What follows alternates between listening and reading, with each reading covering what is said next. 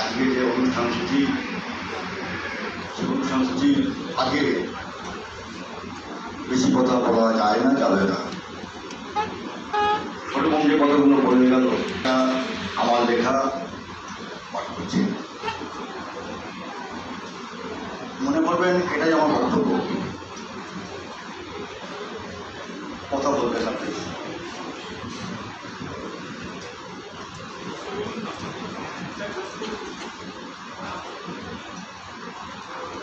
কে বলে আমি বাঙালি নই?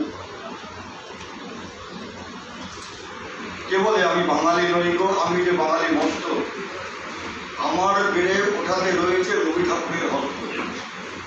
আমি প্রেস ক্লাবকে অনুরোধ করবো এখানে রবি ঠাকুরের মুক্তি কথাবার জন্য। পৃথিবী যেমন ব্যস্ত রয়েছে সূর্যপদ চিনে, বাঙালি তারাই যারা বেঁচে আছে পৃথিবীর কবি চিনে।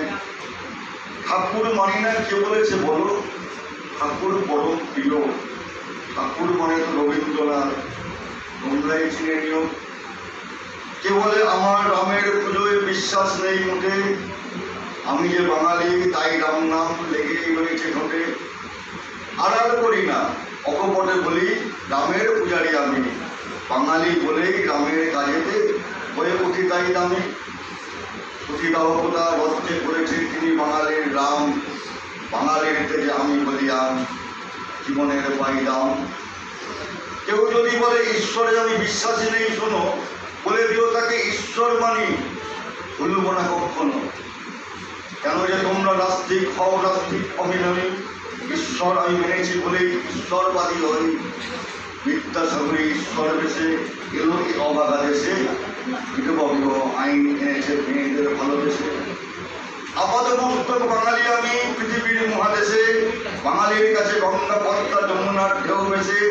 বাঙালি মানে এক ভাই বোন ঈশ্বরবাদী হয়, বাঙালি মানে রামমোহনের সতীদাহ কথা হয়, বাঙালি মানে রবীন্দ্রনাথ বিশ্বের অভিষেকে। সেই বাঙালি ভীরু হয়ে গেছে, ক্ষুদ্র হয়েছে দেখে। নমস্কার।